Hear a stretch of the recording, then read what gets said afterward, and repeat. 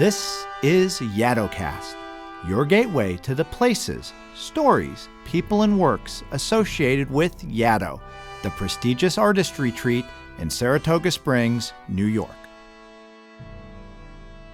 Today's episode, Jacobus Barhyte and Edgar Allan Poe.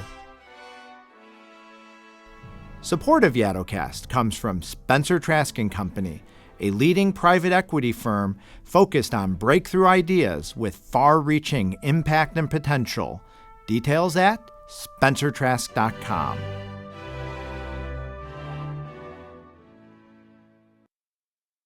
Jacobus Barhyte, of South German birth, came to America with his parents when about 12 years of age and settled with them on a farm near Troy, New York in 1766. During the War of the American Revolution, he enlisted under General Gates of the American forces and fought in the Saratoga Campaign of 1777 in the battles of Bemis Heights and Saratoga. Those are the opening lines of Marjorie Peabody Waite's 1933 History of Yaddo entitled Yaddo, Yesterday and Today. They might seem to have little to do with the foundation of Yaddo, but all stories start simply, often with one person and one place, and a handful of fortuitous events. The person we have been introduced to, the place Waite leads us to in this fashion. On the cessation of hostilities in 1784, we find Jacobus Barhyte in the vanguard of pioneers pushing out into the primeval tangled wilderness north of Albany and settling along the Hudson River, the lakes and streams of this region. The particular piece of land of about 200 acres which captured Barhyte's fancy was a small part of Lot 12 in the 16th allotment under the patent granted by Queen Anne to 13 petitioners in 1708. Rip Van Dam, his heirs or assignees, drew the 16th allotment, a large tract of land of which the present city of Saratoga Springs is a small portion. But Rip Van Dam, so far as we know, never saw the vast acres thus assigned to him. What Van Dam had never seen at all, Barhyte saw the beauty of. He came to acquire that property and set about establishing a farm. From the beginning, fortune smiled on this place. Soon he had a profitable sawmill and grist mill, and eventually an inn with a restaurant. As Saratoga Springs grew as a resort town, so grew the popularity of Barhyte's inn and farm, which drew crowds of commoners, renowned travel writers, and even royalty interested in purchasing the property. Was it his famous trout dinners and good wines, or was it something about the place itself?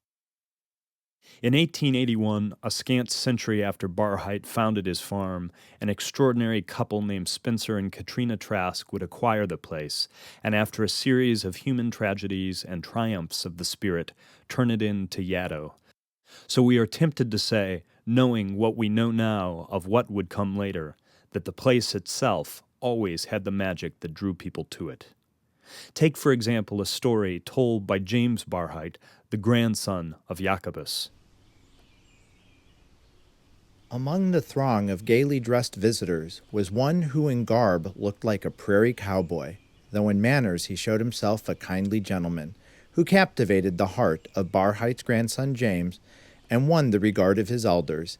In the lad's eye, the general effect of the stranger's appearance was Mexican. He wore his black hair rather long, covered his head with a wide-brimmed black slouch hat, and seemed to be of a lonely, gloomy disposition. Rarely mingling with the gay throng, he loved to ramble in the deep woods, muttering, humming, and talking to himself. One day, never to be forgotten, young James Barhyte had been out fishing for trout on the pond down in the direction of the old grist mill. Having caught his pail full, he was rowing back towards the house, oblivious of visitors and suspecting no one near, when suddenly the silence was broken by the deep echo of "Nevermore." Nevermore, nevermore.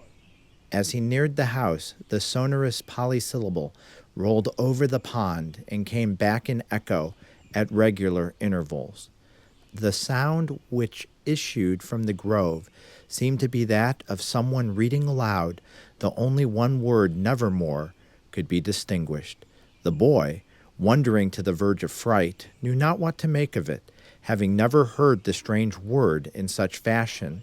As he neared the landing place, he began to hear whole lines and to catch a regular cadence of sound. He now made up his mind that someone was speaking a piece, and that it was likely to be none other than Mr. Edgar Allan Poe. Laughing to himself at the idea of having been so scared, he gave the oars a fresh pull, and the mystery was solved. There was Poe in something of a fine frenzy, pacing up and down the space cleared among the trees, reciting to himself the poem, the refrain of which had so frightened the lad at a distance, the semi-croak, the demi-thunder of nevermore. Nevermore, nevermore. And while Poe might be the first major artistic talent to be linked to the future site of Yaddo, he was hardly the last. Every great institution deserves a great founding myth. And so we'll accept James Barhyte's story as fact and say that this magical place was and is the lodestone that pulls great artists in and orients their endeavor.